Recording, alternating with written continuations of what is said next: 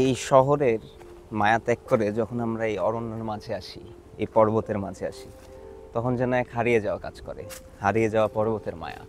আর আমি এখন আমার পেছনে থাকা এই লামার সৌন্দর্য পর্বতের মধ্যে হারিয়ে গেছি, এই পর্বতের মায়ায়। আপনারা চেষ্টা করবেন আমাদের এই ব্যস্ত জীবন, আমাদের দৈনন্দিন এই ব্যস্ত ইট পাথরের জীবন থেকে ইট পাথরের মায়া ত্যাগ করে একবার এই অরণ্যে হারিয়ে যাওয়ার।